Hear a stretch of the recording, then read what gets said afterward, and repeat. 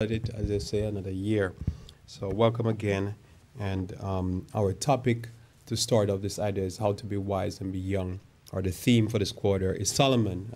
Chose to do this one first because obviously he's the person that is associated with wisdom the most. Let us pray.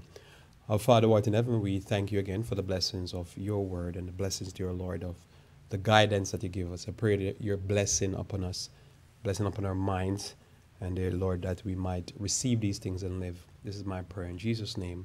Amen. And as I'd ask you, Daniel, I'll ask Darian also, that I'm asking this time, please do not use your phones. Just pay attention to what I'm saying. All right, so we're going into Solomon here for this morning, and the subtopic is wisdom, vanity, vexation of spirit, keep the commandments of God. That's where he ended. That's a sequence of events in his life. So background information on Solomon. Solomon reigned in between 970 before Christ to 931.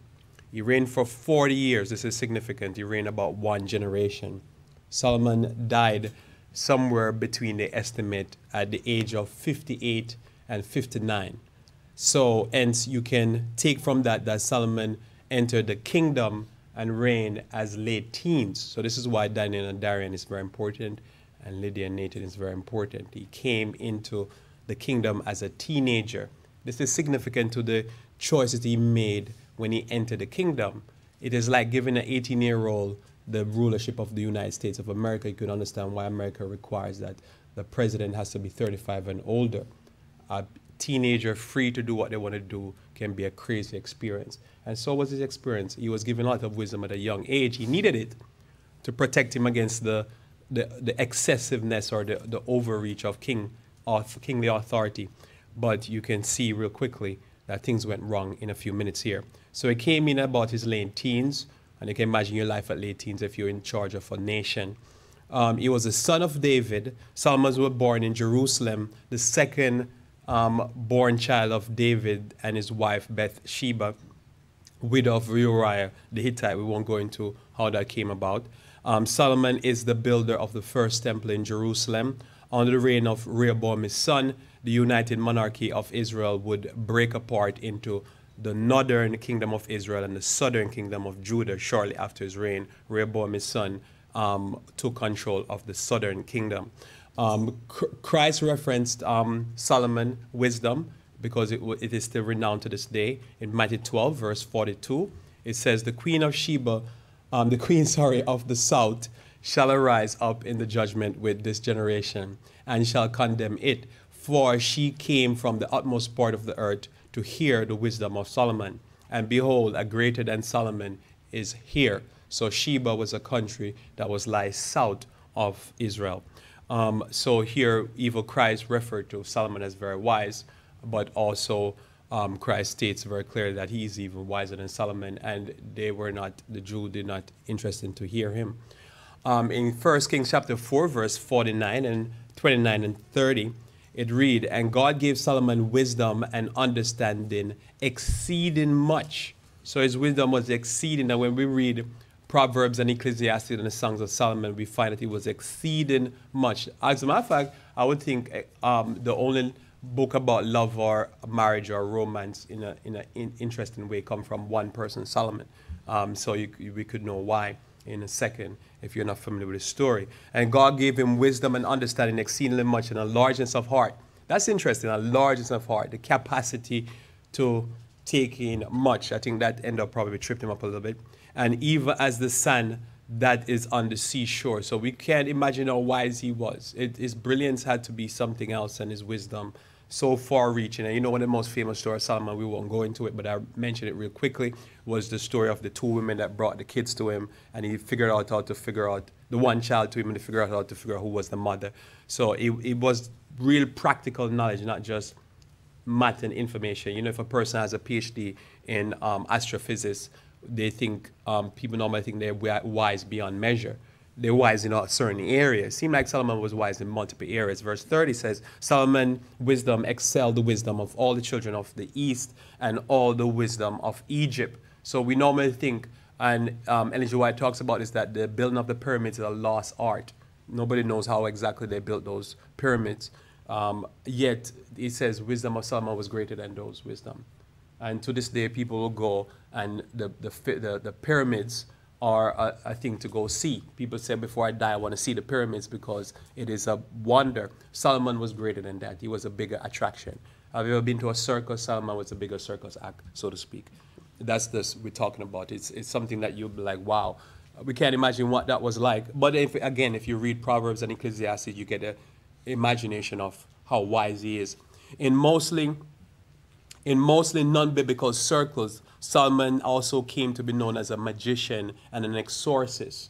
And again, there's a lot of amulets and bracelets and stuff like that that is attributed to him. A lot of things that are attributed to him. As a matter of fact, growing up in Jamaica, they would always say that the marijuana plant was found in Solomon's grave. It's almost like it grew out of him. And that was the type of fallacy. He comes with a lot of, crazy stuff that people say about him because he's always looked upon as one of the most significant human beings that ever walked the face of the planet. In a single year, according to 1 Kings chapter 10, verse 14, Solomon collected tribute amounting to 666 talent. A talent is 18,125 kilograms of gold in one single year. So just to give you an idea of how people were amazed by him, that people will come and give him tributes just because he was so wise, just to talk to him. I can't imagine what that was like. And they will pay. Now, what they were paying, today's price, as I looked up what gold sells for per kilogram, is $41,511. That's what yesterday, if you bought gold, this is what you're paying, which is 750. You could cut the heat a little bit, just a little bit. We don't want to put everybody to sleep. So $752 million. $752 million is 666 talents of gold. So in today's language, he was collecting equivalency of the GDP, the total output of Antigua and Barbuda. If you look at the total output of Antigua and Barbuda, all these countries I'm going to mention here, they're about $700 to $800 million a year. He was collecting that in 1 year, just in gold, not in anything else, just in gold. That was what's coming into Israel. Djibouti, Monaco, St. Lucia, Solomon Islands. I put that Solomon Islands there because I thought the island is named off him.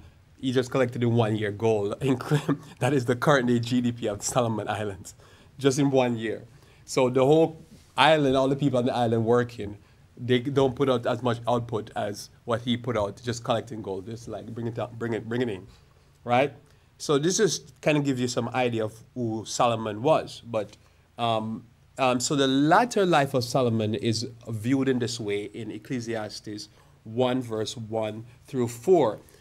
This is his latter experience. So you say somebody that rich, somebody that's a good thing going for them, how could it work? Now, one of the first things I want to say here with the wisdom, what we learn from Solomon, is that often in life, we all can go through the experience. You have a good thing going and you do some dumb things and mess it up. So don't believe that because you have a good thing going, that you can't mess up a good thing. Right? That's one of the first things I want to say too, because you, as a young person especially, you would think, oh man, I have it good going, it's going to always be good. If you do messed up stuff, you'll get messed up results. Got to be careful. Solomon is an example of that. He had a good thing going. He has wisdom. He has all the money. He has all the other stuff that life could happen. And this is what Solomon's word is. Ecclesiastes 1, verse 1 through 4. The word of the preacher, the son of David, king in Jerusalem. Vanity of vanities, says the preacher. Vanities of vanity. All is what? Vanity. All right? This is now older Solomon. And we're talking about older. We're talking about somebody now probably written this in his 50s. Not too far from most of us in this room. Right? What profit hath a man of all his labors? What profit? Which he taketh under the sun. One generation passed away, and another generation cometh. But the earth abideth what? Forever. What was coming? What was going to happen to him soon? He's going to die. And he looked at it and he said, man, for 40 years reign, I'm coming to an end now. And what was the point? Why? Because he made some choices. So your choices are important. Ecclesiastes 12, verse 12 through 14, which is where where he ended his story. Ecclesiastes 12, verse 12 through 14. Yet through God's blessing and mercy and hard life of a sinner, the hard life of a sinner, redemption happened to Solomon because Solomon lost his way. I'll cover that in a few minutes. Ecclesiastes 12, verse 12 through 14 says, further, by these, my son, be admonished. Of making many books there is no end, and much study is a weariness of the flesh. Now, this has to be put forward because I didn't want to read all of this. I was trying to cut out some of my reading. If you read a few verses in your own time, you'll find that Solomon described his writings, his wise writings, as not necessarily his own only, but that Solomon, of not just his own. We good now? Okay. So not just his own writings, but that Solomon's writings were, he compiled out of his writings. He searched them out, he says. A few verses up, you'll see that if you go back. He searched it out and compiled the work and then put it out. He said, okay, this is good, put it out. All right. So he was a person that always maintained his study. But all that study, all that information, all that wisdom, if you make certain choices, you still trip up. The choices are important. So it says, this weariness of flesh. Let us hear the conclusion of the whole matter. Fear God and keep his commandment, for this is the whole duty of man. This is where he tripped up. He did not follow the whole duty of man, because to veer off into parts of rebellion, because I'm good over there, it trips people up. Notice that many of the brightest people amongst us and most talented people amongst us, they're often severely flawed, because they excuse their flaws by saying, but I'm doing this good over here. I have this great talent. I'm blessing humanity. People worship me. And you notice the more people worship a person is the more they excuse the great flaws. One of the most prominent example of that in modern times is actually Michael Jackson. Because unlike even business people and politicians, nobody else in our modern time probably was worshipped like that individual. When I say worship, worship. I never see anybody for a politician see the politician in a faint. Right? But yet, the more that worship came and the more the money came, is the more the flaws seem to get deeper. Because the person excused it. So as a young person, never excuse your flaws because you have a talent. The talent does not excuse the flaws. Because the flaws will mess you up even more because you don't try to overcome the flaws because you say, well, I'm so talented. Why should I overcome the flaws? And this is where it got him and he says, I'm going to tell you the whole duty of man. Keep the commandment. Because if he didn't keep the commandment, number one, I don't believe he would die at the age he died. Because there's a possibility he died of STD. So we don't know. You have 1,000 people that you have availability to access with, and they're coming from all these weird countries with these weird diseases. You don't know. Keep the commandment of God. Verse 14, for God shall bring every work into what? Judgment. With every secret thing, whether it be good or whether it be what? Evil. So we see that that was his conclusion. As an old man is looking back at life and it went by so fast. Remember, 2018 just finished. Life goes by so fast, and when you make certain wrong decisions, you don't recover. Proverbs 15 verse 13 says, a merry heart maketh a cheerful countenance. I was thinking about another text. But the sorrow of the heart, the spirit is what? Broken, right? This was his experience. So when you look at a quotation like this from Solomon, he said, look, this quotation is real in his personal experience. This is personal experience. This is not, no, he's just talking something. Because when you have a broken spirit, it's terrible. Yet through God's blessing and mercy and the hard life of the sinner, redemption happened. Again, we can see this concept here in Ecclesiastes 1 verse 17. And I gave my heart to know wisdom and to know madness and folly. Can you give your heart to know madness? Yeah, you can. And perceive that this also is what? Vexation of spirit, because when you do certain things, all you get is a vexed experience, a vexing experience. And that's what he experienced. For in much wisdom is much what? Grief. You find if you spend all the time watching documentaries and watching the history of the world, do you find yourself finishing the documentary and thinking, whoo, I'm happy? No, the more information, what? Why do they do that? It vexes you. And when you know, imagine you're the king, you know everything that's going on. They keep reporting. And every day they come to report to you what's going on in your kingdom. You're just mad. You're mad. Because you're upset because you know in all the mess that's going on. Sometimes ignorance is bliss. For in much wisdom is much grief, and he that increaseth knowledge increaseth what? Sorrow. Sometimes it's better not to know. Sometimes, you know, that people say we're going to reveal what happened. I'll be like, no, I don't want to know what happened. Because if you reveal it to me, it's not going to be good what you know. 1 Kings chapter 10. 1 Kings chapter 10. So his wisdom was of great interest and great value to him and to the kingdom of Israel. This was Israel at its peak under him and David. After that, Israel never regained their greatness like this. But although it brought Israel to such great height, it took Israel down at the same time. 1 Kings chapter 10, verse 1. And when the Queen of Sheba heard of the fame of Solomon concerning the name of the Lord, she came to prove him with hard questions, and she brought gifts. Verse 6. And she said to the king, it was true a report that I heard in mine own land of thine acts and thy wisdom. She says this after he answered her hard questions.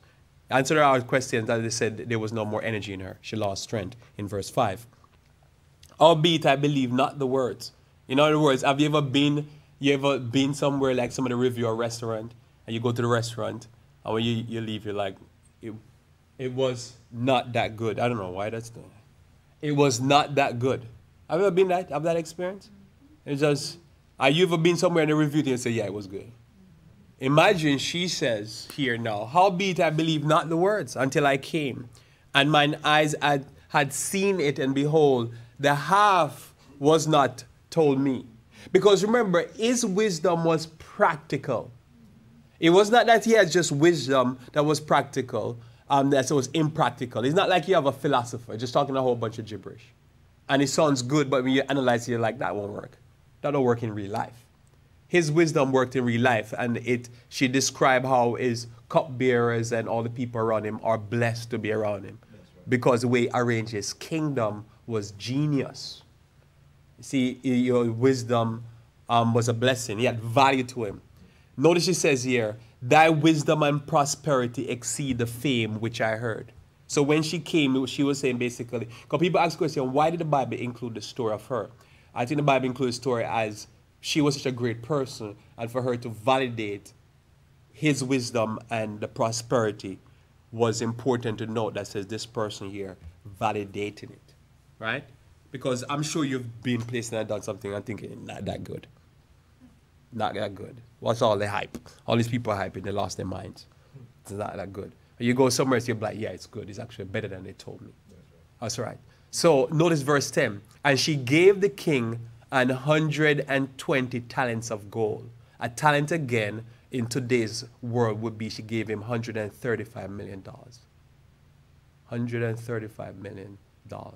That's phenomenal. Imagine that was being impressed. That was like a real impressed. Notice here, and of the spices, very great store and precious stones. There came no more such abundance of spices as these which the Queen of Sheba gave to the king of Solomon. So other people would give him money. But this lady here gave him more than anybody else. One individual. She was so impressed with him. There's other stories that are told of her that some people believe that she had a son by him. And that's what caused the line of the kings of Ethiopia. Many people believe it's not true. That's just one of those side notes about him. There's a lot of stories about him. Sheba is typically identified as Saba, a nation once spanning the Red Sea on the coast of what are now Eritrea, Somalia, Ethiopia, Yemen. So if you look at the Horn of Africa, that section there is what Sheba is. It used to be a kingdom, because Yemen is on the other side of the water. And if you look in that area, all the people in that area look like the same. If you've ever seen them, they have a certain look towards them. I think it goes down to Rwanda, many people believe. Some people believe he actually carried all the way down close to South Africa, just the whole side of that side of Africa, they believe. So it was a massive thing. As a matter of fact, that's where we get our frankincense from, right? That's where we get that. It grows in that area. Just a quick note here. Notice here, spices from Eritrea. A famous Caesar blend, Burberry, which is chili pepper, garlic, ginger, basil, corarima, rue, ajwain. I just bought this. I haven't tested it yet. Ranhuni, nigella, and fenugreek. All right. This one, corarima, is something I think they said to ginger. So you can imagine the type of spice. This is that same area type of spice. They said it's similar to injera with Ethiopian and stuff like that. So imagine she brought all of this. Today in this world, this is a big thing, spices. So she brought all of this. I can imagine what she had brought. Blown the mind of the Bible writer. They said it was astonishing what she brought. 1 Kings chapter 10, verse 16 onward, it says, and King Solomon made 120 targets beaten gold, 600 shekels of gold went to one target. And he made 300 shields of beaten gold. 3 pounds of gold went to one shield, and the king put them in the house of the forest of Lebanon. Moreover, the king made a great throne of ivory. You know, that's some unreal prices right there, right? And overlaid it with the best gold. Imagine today you collect ivory as something as a collectible. You don't overlay it with no gold. It in itself is a collectible. That's just a material for him. The throne had 6 steps, and top of the throne was round behind. And there was stays on either side of the place of the seat. And 2 lions stood beside the stays. And 12 lions stood there on one side, on the other, upon the 6 steps. There was not the like made in any kingdom. I've never seen nobody duplicate this, not even the royal treasures that the Queen of England has. So King Solomon exceeded all the kings of the earth for riches and for wisdom. And all the earth sought to Solomon to hear his wisdom, which God had put in his heart. So this is the reality of Solomon. But what happened? Lust and bad influence can overcome wisdom and destroy a good thing. And as I say, you can have a good thing going, but you can trip yourself up. Notice what they say, cocaine is God's way of telling people that they have too much money. They have the money, and instead of being sensible, they start taking cocaine. Next thing you know, they're selling their door and their refrigerator and selling the gold teeth in their head. Because what happened? It's just, that's life. And so because you're blessed doesn't mean that says you don't try to control yourself. But most people believe the more money I have is the more I lose control. And the money will cover. 1 Kings 11, next chapter down, it says, but Solomon loved many strange women, together with the daughters of Pharaoh, women of the Moabite, the Ammonite, the Edomite, the Zidonian, and the Hittite. This was his trick. This was the thing that trapped him up. Of the nations concerning which the Lord said unto the children of Israel, ye shall not go into them, neither shall they come into you, for surely they will turn away your heart after their gods. Solomon clave to these women in love. You think it was love? The Bible said it was love, right? He loved them. That's right. He loved those women. You believe that? Or is it he lost them? It's the women say lust. And he had 700 wives, princesses, and 300 concubines, and his wives turned away his heart. For it came to pass when Solomon was old that his wives turned away his heart after their gods. Solomon was what? What was Solomon's age again when he died? 58, 59. He wasn't that old. You see the problem there? He wasn't that old. They wear out his life force. They wear out his life force. Continue reading. And his heart was not perfect with the Lord his God, as was the heart of David his father. For Solomon went after Ashtoreth, the goddess of the Zidonian, and Milcom, the abomination of the Ammonites. And Solomon did evil in the sight of the Lord, and he went not fully after the Lord, as did David his father. So just to clarify here, the Zidonians and the people, the Ashtoreth worship and the Milcom worship is worship where they sacrifice children. So Solomon had got into the worst type of worship. It actually says the places of worship that Solomon erected after he went into sin, were still, the remnants of it was still on the mountain in Jerusalem, just outside of the temple. Overlooking the temple was these pagan worship up on top of the hills in Jerusalem. The remnants of it was still there after how many years when Christ walked the face of the planet. So that's will tell you how significant it was that here's a man that's accredited for building a temple, but here's a man that's accredited for building pagan worship at the same time. And he was doing both because his heart was not right with the Lord, because he continued following the Lord. So when people talk about certain things going on in the church or going on in a personal life, you can have a person who have a contradiction in their life. And I've heard people try to excuse it because they're shocked when they hear that somebody of great fame and fortune have a contradiction. Because there's a contradiction. The person is doing two things. Because their heart is not right. They're over here doing one thing and then over here doing another thing. That was Solomon's story. Then did Solomon build a high place of Chemosh, the abomination of Moab, in the hill that is before Jerusalem. And if you read Andrew writing, you say it was still there when Christ was there, overlooking Jerusalem. Just destroyed, but the remnants were still there. What they call it, the architectural part of it. And for Molech, the abomination of the children of Ammon. These were all tribes that would practice sacrificing children. And to this day, I believe that this practice still goes on. And likewise did he for all the strange wives which burn incense and sacrifice unto their gods. So it's these strange wives. Notice here, Nehemiah says of Solomon, how far-reaching what Solomon did. Because often, one of the next thing I want to tell you when it comes on to wisdom is that you can do something you think, oh, it's just a little wrong. And you can imagine how much chain reaction it can happen. Imagine you talking to two young people and you say, that's your first cousin or that's your second cousin. You can't go with your second cousin. And they'll be like, we in love. Love is powerful. They'll be like, you can't do it. You shouldn't do it. And then a child is born from that union and the child comes out with some severe disability. And they say, how could God allow this? I would say, you can't. You were told not to do it. You see, sometimes we can't see how far-reaching our wrong choice is going to take us. But the choices come with some severe consequence. And Solomon's story is a story interesting to look at because he knew better, but he went against his best knowledge, his best wisdom, and he paid a heavy price for it. But Nehemiah here now tells us how heavy the price was. Notice Nehemiah speaking, he says, did not Solomon, king of Israel, sin by these things? Nehemiah chapter 13, verse 26 and 27. Sin by these things. Yet among many nations was there no king like him. So he said, look, he was very special.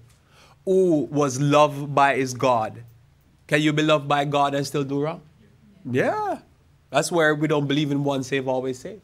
Because a person is loved by God and love God doesn't mean that they can't go the wrong way. Solomon's an example that you can go the wrong way and start off the right way. One has to be careful. And God made him king over all Israel. Nevertheless, even him did outlandish women cause to sin. Shall we then hearken unto you to do all this great evil, to transgress against our God in marrying strange wife? Now, when I looked at this verse, Nehemiah chapter 13, verse 26, where it talk about these outlandish women. The King James Version is the only version that translated outlandish women. All the other versions translated with the word is used in the second text, or they use the word foreign women, right? So it's foreign woman, strange woman, outlandish woman. Normally, when I think about the outlandish woman, I think about a woman that if she quint like that, there's a fan on her eyes. Right? And I'm like, that's outlandish. In other words, it's over the top. You know, it takes something that is natural and make it whoosh. And can that be attractive? Yeah. Because everybody likes excitement in their life. Everybody likes excitement. You know, everybody look at a roller coaster when they get up there until they get up there and start screaming. Right?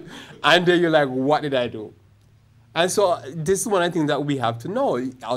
Of course, I could see Solomon thinking, all this money coming to me, all these women coming to me, that's good. I don't see nothing wrong with all these outlandish, crazy women. And he says, Nehemiah said, it ruined Israel. It was Israel's downfall. That one act destroy a good thing. So we got to be wise enough to know from Solomon that you could have a very good thing going and you make a mistake and excuse the mistake and keep excusing it, and it get worse and worse. In 2 Timothy chapter 2, verse 22, there is a reason why it is called youthful lust. Now, remember I said Solomon came to the kingdom at 18. 18, 19, somewhere there he came to the kingdom. So Solomon was a young man in his teenage years. And you know, a young person in teenage years, and you tell them, you're not being father or mother anymore. You're the father. And you're not just the father of your house.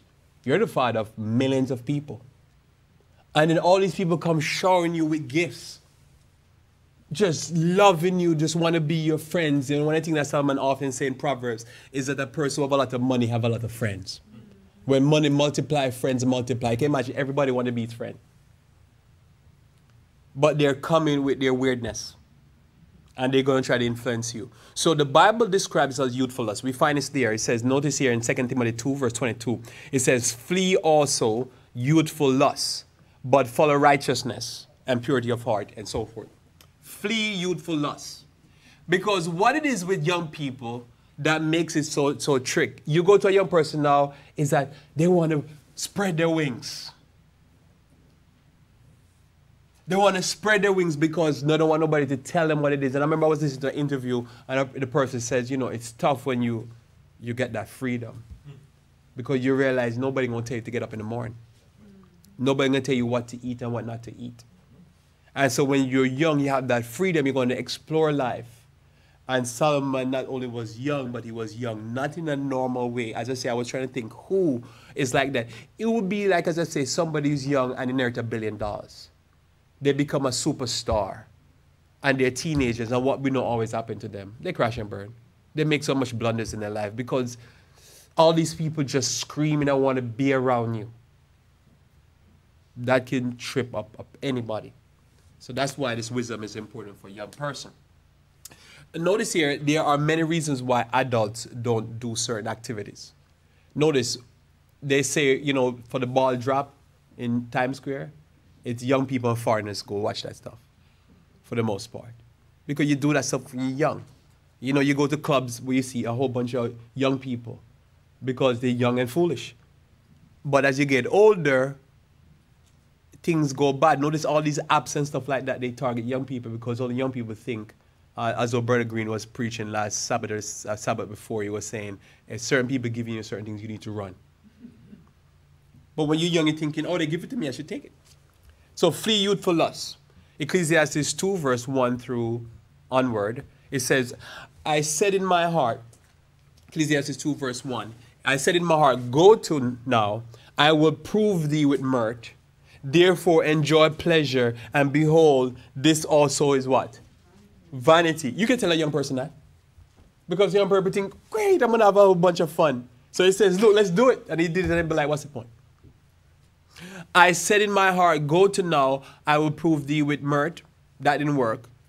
Notice here, later on you read in Proverbs, one thing I didn't include this text. He said in Proverbs that, he says that it's better to be in a house of mourning than to be in a house of joy. Notice when people are depressed, what they want to hear? They want to hear comedians. We pay comedians millions of dollars in America. We make them phenomenal rich to make us laugh. But it's escapism. You're never serious and your life doesn't get better. Because oftentimes you're joking about something that you need to cry about. But that's the biggest jokes are the jokes that you need to cry about. It's funnier when you need to cry. I mean, say you cry and you, and there's dead bodies piling up. Think about what we could laugh about. We could have plenty of jokes now about the border wall. But we're not thinking all these people that are fleeing their country, backed by a government, backed by our government, fleeing the government in that country. So it's a joke. It's a big joke. Ha, ha, ha, ha. But these people are being massacred in their country, and who is backing it? And we laughing. It's a joke. So he now has this thing. He says, I said to laughter, it is mad enough mirth. What doeth it? I sought in my heart to give myself unto wine. yet acquainting mine heart with wisdom. So is that turmoil? That's just tearing you apart. And to lay hold of folly till I might see what was the good for the what was the good for the sons of men, which they should do under the heaven all the days of their life. And notice what he concluded, as I read earlier, that you need to keep the commandment of God. It didn't work. I made me great works. I built houses. I planted me vineyards. I made me garden and orchards. I planted trees of them of all kind of fruits. I made me pools of water to water therewith the woods that bring forth the tree. I got me servants and maid servants, and had and got servants born in my house. Also, I had great possession of great and small cattle above all that were in Jerusalem before me. So, what he was doing there, right? What he was doing there is that he basically was using the genius that he had to be able to do stuff around Israel. So that's why when she came, imagine he's doing all these projects. She came, she realized he was not just good at answering some questions. Wow, man, he's coming up with all these things, right? But he was making, so he made one of the biggest blunder he made was with these 1,000 wives.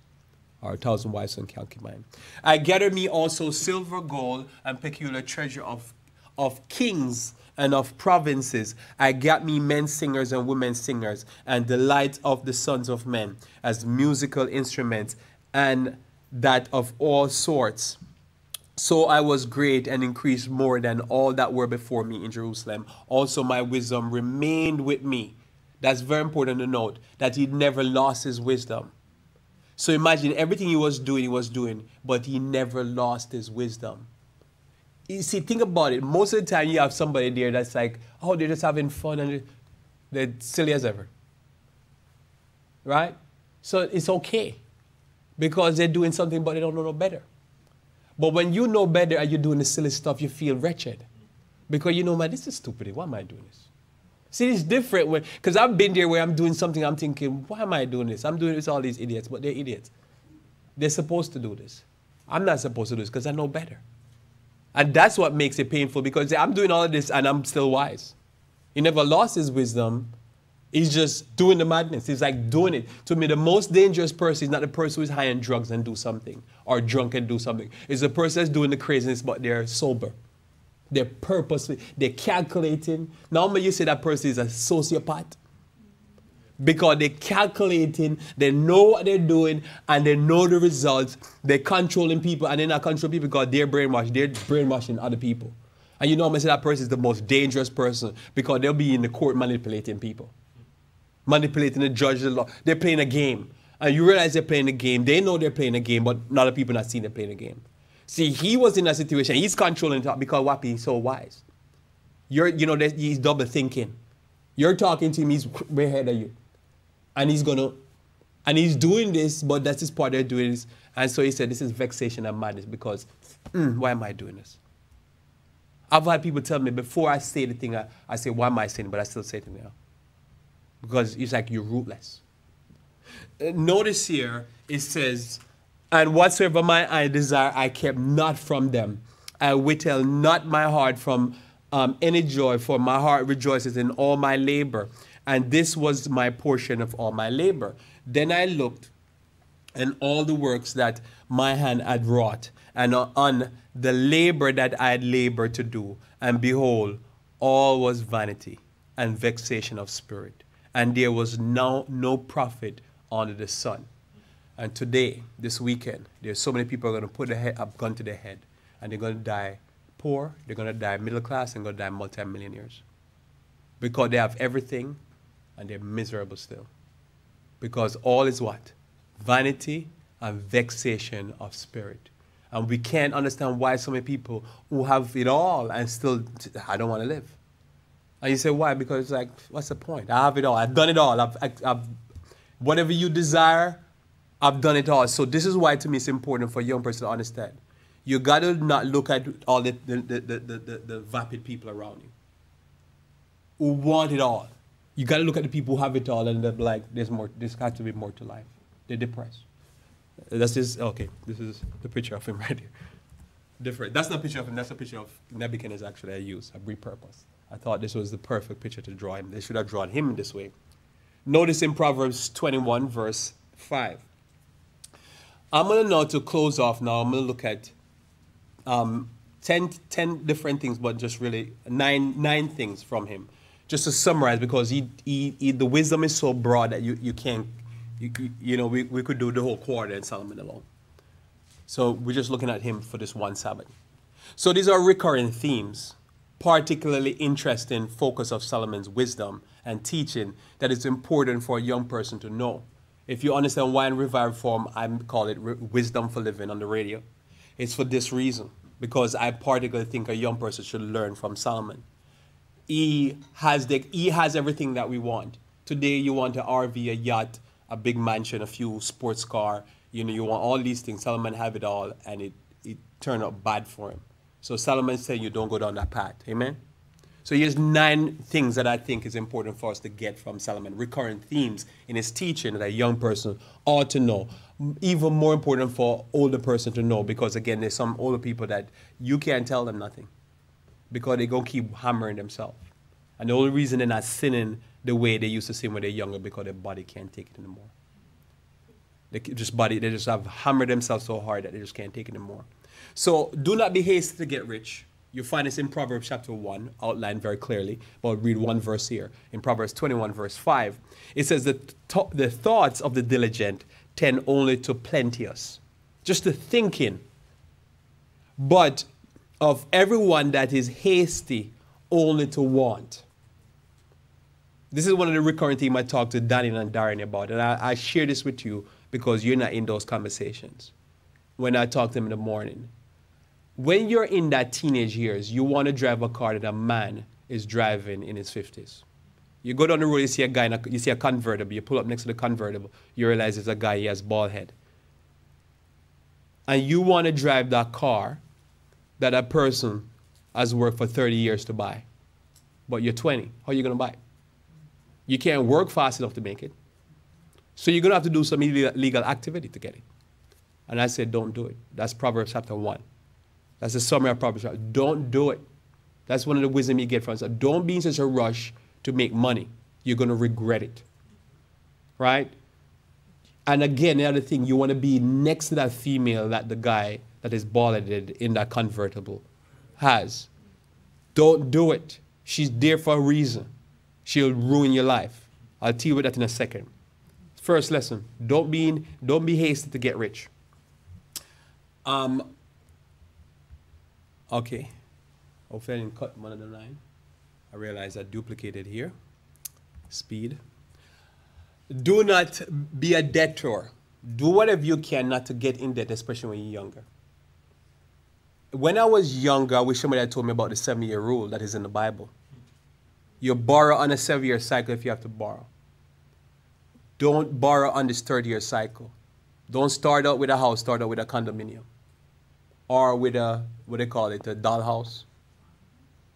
Or a townhouse. Don't start out with heavy debts. Because don't say, I'm going to be born for 30. I know this is the American system, but the biblical system is you don't go that long all. You do it stage. Because I say, when you're in haste, you want to get that car, you want to get this thing. No, look, you see this person, they're 70 years old and they're driving a BMW. Probably you're not supposed to be driving that BMW at 20. Because instead of investing your money and use your money wisely, you're getting into so much debt at an early time. Notice in Proverbs 22, verse 7, Proverbs 22, verse 7 says, the rich rule it over the poor, and the borrower is a servant to the lender, because every hour you work, a percentage of that is going to interest. You want to limit that as much as possible, if not eliminate it. And if you don't do it, I'm working towards that goal, because after I've learned it, I was already on a certain path. But a young person need not to go down that road. It's not necessary. You try, if you got to borrow in shorter cycles, not these long cycles of borrowing. And you start off self-control. See, Solomon got it all and lost it all. Lost all for Israel. You learn, follow what Solomon says, learn from the master teacher, so to speak. Learn from people who've been there, done that. So you have to go there and do that. Amen? Proverbs 6 verse 1 through 5. Proverbs 6 verse 1 through 5 says, My son, if thou be surety for thy friend, if thou hast stricken thy hand with a stranger, thou art snare with the words of thy mouth. Thou art taken with the words of thy mouth. So it's important for you to know when dealing with debt. Don't co-sign for people unless you can pay it. As you can pay it. If you can't pay it, you can't co-sign. Does that make sense? So somebody ring, friend, I want to buy this car, but they won't allow me to buy this car. What the car costs? The car costs more than the car I have? And you want me to co-sign for a car that I would buy for myself personally? No. Because if you can't pay it and the person go belly up, even for no fault of their own, as we heard two prayer requests, the job situation can go so easily. Now the person didn't want to pay the debt. They just lost their job. So now you need to pay it. And the bank says, you need to pay it because you co-sign. And you say, well, I can't. I have no money. You co-sign for things you can't pay for. That means if the person stopped paying for it, you can say, bring me the keys. I'm going to drive my car that I'm paying for. Right? Don't co-sign. Now again, oftentimes, as I say, people want you to co-sign, not all the time, but they want to co-sign for something that they can't afford. And you can't afford. Because, and so you said to them, say, so there's no other car in the lot? This nice thing here, this thing looks so good. And over you have this situation happen. And if you're not going to buy the car, why are you co-sign for somebody else? And I'll say as a young person, don't ask your parents to co-sign for something that they're not driving. Yeah? And remember, if your parents driving a certain car, they worked for it. Don't be jealous of what your parents have. You can't just start life and you 1 year in your job and you want to drive a car that's better than your parents. Why? You learn from those things. Notice he says you're caught in a snare. And the words here that he's using there is surety. Surety. Do not, surety is the thing of your cosign. You become sure, the sure way to guarantee the payback. Do this now, he says, if you have done it. He says, if you have done it, and you made that mistake, my son, deliver thyself. When thou art come into the hand of thy friend, go humbly thyself and humble thyself and make sure thy friend. What he's saying, make sure you plead with your friend nicely. Please pay the money. Pay the money. You know what I'm saying? Because if you know, if you ever get in an argument with that friend and friend say, oh yeah, I'm going to stop it. I'm going to fix you. I'm going to stop it. I'm going to mess you up. It says, give not sleep to thine eyes, nor slumber to thine eyelids. Deliver thyself as a roe that from the hand of the hunter, and as a bird from the hand of the fowler. Next principle you find is in the same. Oh, well, I'm not getting to that next principle just yet. Okay, I put it down. So there's a principle that's in the same chapter. I'm going to get to it in a second. Trust in the Lord and return tithe and offering. You like that? Yeah. Proverbs, one of the most famous passages of scripture in Solomon's writing, is in Proverbs 3, verse 5 through 10. One of the most famous passages of scripture that's quoted by people go to church, don't go to church, believe in God, don't believe in God. They love the scripture, so we're going to quote it here. Proverbs 3, verse 5 through 10 says, but they don't talk about the last part much, the tithe and offering. They just talk about the first part. It says, trust in the Lord with all thine heart, and lean not unto thine own understanding. In all thy ways acknowledge him, and he shall direct thy paths. Be not wise in thine own eyes. Fear the Lord, and depart from evil. It shall be health to thy navel, and marrow to thy bones. And we could just stop there. People love that. Right? This is beautiful, right? It's like poetry. But this other part now, I don't think people like this other part. Honor the Lord with thine substance, and with the first fruit of all thine increase. So shall thy barns be filled with plenty, and thy press shall burst out with new wine. This is similar to the Malachi text. You know, your cup will run over. Just remember the Lord, your first fruit of thy increase. That's wisdom from Solomon. So as a young person, this is what I would say. You need to trust in the Lord. Don't lean to your own understanding. Because often, when we're young, we have childish understanding. We just can't foresee. So you make God take care of you. Seek wise counsel. Seek wise counsel. Notice Rehoboam failure was the ignoring these two verses that we're going to read next. Each seek counsel from young people. Young people normally are not wise because they're young. You're young and foolish. That's what it is. Not because you want to be foolish. You just have no life experience. So you go to people who have some life experience and they'll tell you, yeah, I did what you're about to do and it messed me up. Don't do it. I'm going to save you years. Proverbs 12 verse 15, it says, the way of a fool is right in his own eyes. Notice that? How many times we have experienced this? A person is going to do some dumb stuff and they're going to teach you. They're going to tell you that how it's going to work out. And you'll be like, that's a harebrained idea. It ain't never going to work. It never worked out. Somebody say, I'm going to invest in this multi-level marketing business for $1,000. And I said, for $1,000, you could only buy 3 stocks from Google. No, Apple. Apple was selling, I think, yesterday for $145 or something like that per stock. For $1,000, you could only buy 6. That's not getting in the door. It ain't going to do nothing for you. What is that going to do for you? Ain't nothing. But somebody say, oh yeah, I'm going to invest in this business and in a year time I'm going to be rich.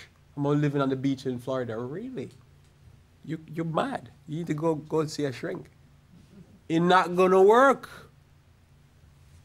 But the fool, the way of the fool is right in his own eyes. You can't tell him nothing. But he that hearken unto counsel is wise. We need to do that. All right, I've never seen somebody have a messed up life that hearken unto counsel. Never. Never met a person that just tripping and messing up that listen to counsel. You see people messed up is because they don't listen to nobody. You can't tell them nothing. I've known people, I've dealt with people, you can't even talk to them. The moment you say something that is even 5% disagreeing with their direction, they get mad. I mean mad. Like, how dare you talk to me? Then go ahead and get burnt. And they get burned and, oh, God, help me. And God ain't helping you. Because God wants you to get burned so you learn to listen to counsel. I always say, why you pray? You know, I talk to somebody, I'm going to tell you talk to people. This is the thing they get in church all the time. I need to pray about it. But if you tell them to do something evil, oh, they don't pray about that. Never pray about that. They never say, oh, I'm going to do this evil thing. And I remember somebody one time, I said, did you pray about that? Well, you didn't pray. But if you say to them, do something good, oh, I'm going to pray. Let me pray about that. Let me pray about that. Proverbs 24, verse 6 and 7 says, for by wise counsel thou shalt make thy war. Amen. Wise counsel. And in a multitude of counselors, there is safety. Safety. I always say, did you run that by somebody? Oh, no, they're haters. There are haters out there. But they go find some people that are not haters and run it by them. If you think I'm a hater, then go run it by somebody that's not a hater. But run it by somebody, because sometimes, I'm going to tell you, sometimes Sister Martha is there. Sometimes I have something, I run it by Sister Martha, and I just go with my helmet. Because it's going to be a throwdown, because she's going to ask me some questions. And some of the questions I might not have answers for. She knows, she'll tell you. Don't tell them. So, but... And guess what? And then you start to realize, oh, I didn't think it through enough. It sounds good, but it needs some more work. But if you now try to implement that plan without running through with somebody, you're going to find out in the implementation that you didn't think it through enough, but already you're committed. So now going to be the problem. So as a young person, you don't have the life experience. Find some counselors around you to run the situation by. And it's okay, you're not going to get a yes. It's just none of our brains think alike. Me and Tim, our brain don't think alike. If you know what I'm saying? It's like, it's just the angle is going to be different. And I don't have that angle because I'm not seeing life that way. I just see it a certain way. Go forward. Verse 27, verse 7. Wisdom is too high for fools. He opened not his mouth in the gate. Why doesn't he open his mouth in the gate? Because if you open him out, what's going to come out? Foolishness, so you sit there quietly. But quietly and quietly. Don't want to hear and don't want to learn. There's a lot of people I've known that like to hang with fools because guess what happened? They're comfortable. Instead, go hang with somebody who's sensible, so you bring them up a little bit. But they stay in the comfort zone. Don't work. Wrap it up. 27:17. You will reflect your friends. You will reflect your friends. You see this often in in Solomon's teaching. Iron sharpeneth iron, so a man sharpeneth the countenance of his friends or his friend. Proverbs 27:17. If somebody look depressed, you're hanging around too much depressed people. It shows in your face. Can you tell a person who's on a mental stupor that they hang around dumb people too much? They start looking pale in their face, dumb in their, it's like they don't get it. Everything over their head. You say, when was the last time you read an article? When was the last time you read a book? You have a book? To me, it should be requirement as an adult, as you get older. How many books you going to read this year?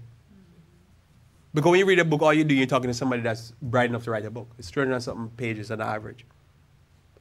But if you hang around people who crooked, you ever see a shyster? If you start hanging around shyster, you start making facial, you're talking to somebody, they start thinking, you conning me? No, I was just telling you the direction to go down the road. There's a con in there somewhere. I asked you for the direction, you give me the direction, but it's just your face, the look at your face, you look like a con man. Some people just look like con people, and you realize they're hanging around con people. You will reflect your friend. Another point here, diligent in labor, don't depend on your talents. Now, why I say this? Because remember, Solomon at the end says, much learning, much book, there's no end. Solomon wasn't a person who say, I'm wise, and he just sit there. He said he compiled information. So somebody would say, why would he do that? God gave him wisdom. Why would he go and read the wise sayings of other people? Because God gives you a talent doesn't mean you don't add to the talent. Many people believe because I have a talent, I don't have to develop the talent. Remember, God gave some 5, some 2, and some 1. The person that didn't grow the one is the one that God condemned. Because God gave you a talent doesn't mean that you don't increase the talent. So especially as a young person, whatever talent you have, don't sit on your talent and don't do nothing. You grow your talent. You make the talent multiply. So diligent in labor and don't depend only on your talents. Solomon was working his talent. And did it benefit him? Yeah, instead of he said, look, let me just advise people, he was there building stuff. So when people come, they were blown away and they say, here you go. The show was good. Proverbs 6 verse whatever, he made money off his talent. You see what I'm saying? He made money off his talent. Talent is there to grow, and he grew his talent. Proverbs 6 verse 6 through 11 says, go to the ant, thou sluggard, consider her ways, and be wise, which have no guide, overseer, or ruler, provided her meat in the summer, and gathered her food in the harvest. Why I believe in independence, it's not for independence sake, is that I can function without somebody to tell me to function. That's right. I have to get up in the morning and I just do what I have to do. And the better I get at this, the better. I don't need somebody to whip me. I don't need a boss or a supervisor to whip me or flag me to tell me what to do. I have tasks to do, I get the task done. When I don't get it done, who am I affecting? Me, right? I'm affecting myself. And you know one thing what he says often? He says the desire of a lazy person kills them. Because the person wants something and they can't buy it because you know what they won't do? They won't go work for it. So they go and rob people for it and they do without. So if whatever I want, I realize I'm going to have to work for that. And guess what happened? I can lose some sleep too, right? Take some herbs. So he worked. Notice here, almost there. It says, how long wilt thou sleep, O sluggard, when thou arise out of thy bed? Yet a little sleep, a little slumber, a little folding of folding of the hands to sleep. So shall thy poverty come as one that travaileth, woman that is pregnant, and thy want as an armed man is coming. You will be poor. You show me a poor person that is not disabled, you show me a lazy person. There's always signs of help wanted. It's not help they want someone that's going to work. Because remember, every job you go to, you have to work for your pay, and they work to put profit into the boss' hands or the company hands. Every job you go. That's just it. Nobody's hiring you to just pay you. They're hiring you so that they can make money off you. And when you, as a young person, understand this, that you don't go to a job just to get an income. You go to the job to put money into the person. So you have to work for your cut, and then you have to work for their cut. You just have to negotiate what the cut is. That's true. And that's the thing that you're going to learn as a young person. You better negotiate your cut because they'll cut you out of the deal. So, and nobody told me this when I was younger. You got to negotiate. They're going to have to profit, and you're going to have to profit. You have to make sure that they don't profit too much. But they're going to have to profit. Almost there. Laziness results in poverty and hunger. This is to carry on from that thought. This is a recurring theme you find in Solomon. If somebody said they're hungry, it's laziness. I remember they were saying, when I didn't know this until more recently, that when the famine happened in the 80s in Ethiopia, there were fields and fields of wheat and other grain. They needed to be harvested. So what happened? The war was creating that. Because it didn't make no sense. Oh, the whole country is starving like that. But it was the war and the lack of the harvesting. They couldn't bring it in because of the war. So was it that we need to sing We Are the World? No. We need to do was fix the problem of the war. And if we couldn't fix the problem, we need to go to the munition companies, the bomb-making companies in Europe and America, and tell them stop sending to those fighters. They'll run out of bullets sooner or later. They'll run out of bomb. See, but we don't do that. We say, let's do a charity event. No, we go to the manufacturer and say, stop shipping. If you can do an embargo against Cuba, you could do an embargo against the rebels in Ethiopia at the time. You could have embargo and shut down the supply. And any company that would supply them, you cut them off and cut off their country. And starve them of weaponry. And we could get to feed those people. But we don't do that. We say, oh, let's do something cute and nice. And that's why, you see that? You see now, I just too much knowledge make people depressed. But I bet I don't know. And just keep singing, oh, the nice song. They were trying to help the people them that are starving. Notice here, verse 12 says, seest thou a man wise in his own conceit? There is more hope of a fool than of him. The slothful man said, there is a lion in the way, a lion is in the street. As the door turneth upon his hinge, so that a slothful upon his bed.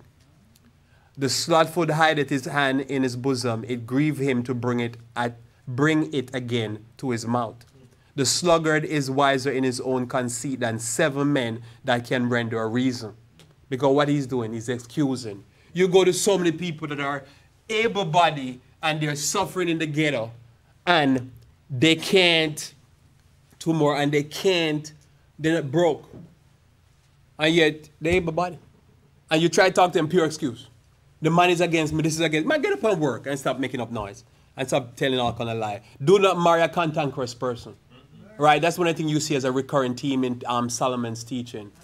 Do not marry, do not date, stay away from them. Don't have them as your friend, a cantankerous male or female. Proverbs 14 verse 1 says, every wise woman buildeth her house, but the foolish plucketh it down with her own hands.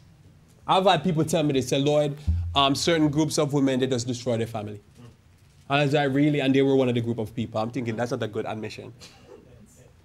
Proverbs 22 verse 24 and 25 says, make no friendship with an angry man, and with a furious man thou shalt not go, lest thou learn his ways and get a snare to thy soul. So a very powerful thing as a young person learn. And I know somebody young going to watch this and say, I'm going to still I'm going to get myself some angry person to marry to. I'm going to get myself some outlandish woman with a fan on her eyelid to marry to. I'm like, you better stay away from that person. You will regret it. Last point here, listen to your parents. I think this is the last point that we can close off on Solomon. What did Solomon do? Did he listen to David? In his start, but he veered off. So if you read in Proverbs a lot, he talks about we're going to read it right here. Listen to your parents. All right, listen to your parents. Notice he says in the beginning of Proverbs, he starts up by saying, Proverbs 1 verse 7 through 10, the fear of the Lord is the beginning of knowledge, but fools despise wisdom and instruction. My son, hear the instruction of thy father, and forsake not the law of thy mother. For they shall be an ornament of grace upon thy head, and a chain about thy neck. My son, if sin entice thee, consent thou not. Somebody going to come and tell you, don't listen to them. Don't listen to your parents. And most young people, that's the hardest thing that they have to deal with. They don't want to hear what the parents have to say. But you always have to remember as a young person and us as older people, because I'm dealing with parents. I look at people like Solomon as my parent in the sense of education, trying to learn from him because he's way out there. I'm trying to get there. You gotta listen to your parents. You gotta listen to the wise advice of those who are counselors, those who are older, those who have learned, have made mistake, have done it the hard way, and you don't need to repeat. I don't need to repeat the mistakes of those like Solomon, because I've learned the hard way. I mean, he's learned the hard way. I don't have to sit down and wonder what it would be like to have 1,000 wives and concubines. He done that for me, and he tell me he just became miserable. Became miserable. I don't have to wonder what it's like to have all that gold and all that stuff. It just messes you up. We close the thought here in Matthew chapter 25, verse 1 through 4. Matthew chapter 25, verse 1 through 4 says, seek, it's important to seek the Lord while you're young. And try to seek wisdom. You can't get wisdom, as I say, from those around you. They don't know. You get it from those who are older. They're there in your life for a reason. Then shall the kingdom of heaven be likened unto 10 virgins, which took their lamps and went forth to meet the bridegroom. The 5 of them were wise and 5 were foolish. They that were foolish took their lamps and took no oil with them, but the wise took oil in their vessels with their lamps. So we all believe that we're coming to the end of the world. Even if we're secular, we believe that it seems like this world is going to fall apart because of all what's going on. It seems like it's springtime now, but it's not supposed to be spring. Outside, I'm talking. There's so many things that are happening, and as these things are happening, we see like portentous times, as the song say, it's thickening around us. We see things are falling apart, and we see all these people dying of drug overdose. We see all, especially these young people, they're not living out even to their 30s. And we ask ourselves the question, why? And really wanted to answer, the simplest answer is just foolish. And they need some wisdom to know how to live. That's what wisdom is there for us to make practical decisions on a daily basis. And we see the example of a wise man that when he made certain bad choices, he didn't spare. And the other thing that we have to tell ourselves, to me, is that God is not going to excuse your folly and cover your folly because he bless you and he love you. He didn't do it for Moses. He didn't do it for this king here, Solomon. He didn't for David. He didn't do it for King Saul. Because God loved me, that means I can do something and it will work out. That won't work out. You will still get the punishment. So it's important for you to keep this in mind and know in this new year, as we start this new year, this new series, that the wisdom we're sharing here is things that we're trying to practically live out ourselves. It's not some just talk, trying to live some practical knowledge. So I pray that God may bless you, as I say, as we do these 13 talks here between myself. Elder Jose will continue next week on Abraham. And I pray that God may continue to bless you. So we sing for closing. We know not the hour of our Master's appearing. May God bless you as we go into this new year. Let the congregation rise as we turn to our closing hymn. Hymn number 604. Hymn number 604.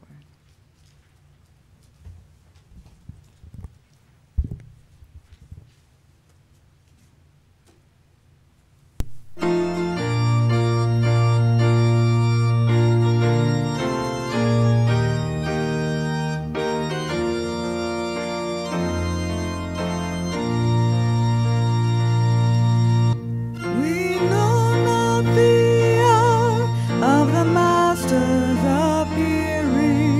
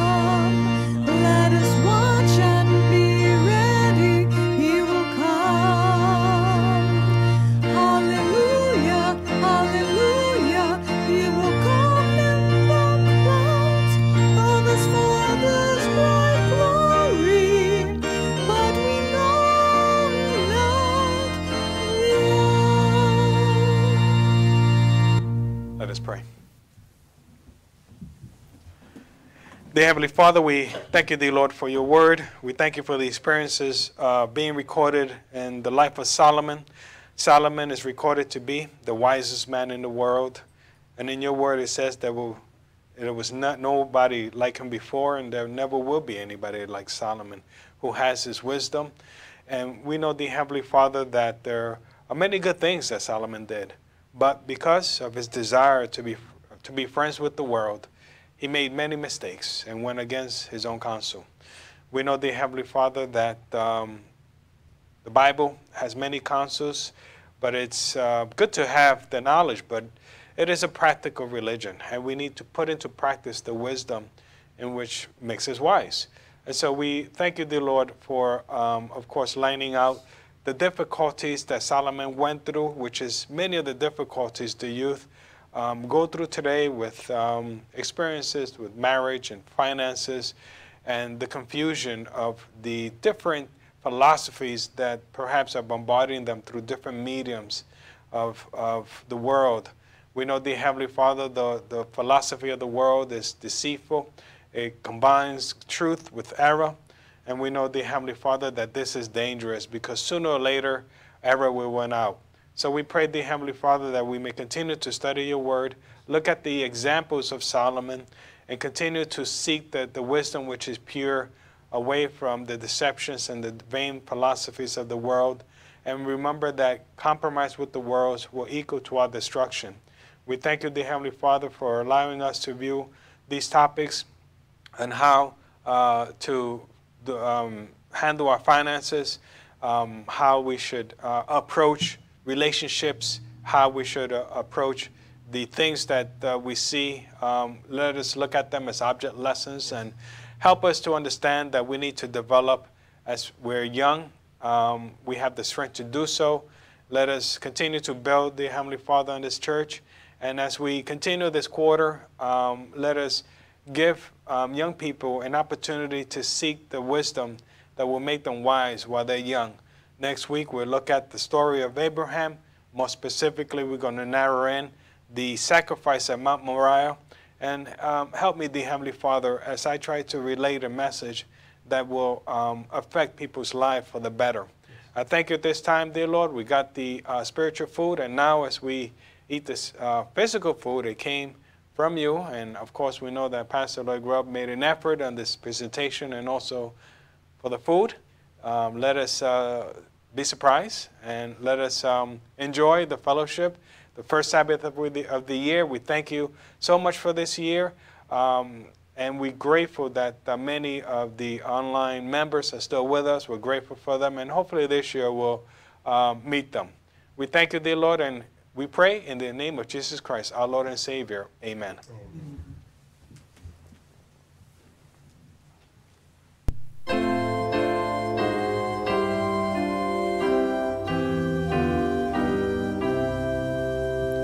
Dismiss us, Lord, with blessings we pray, as from thy worship we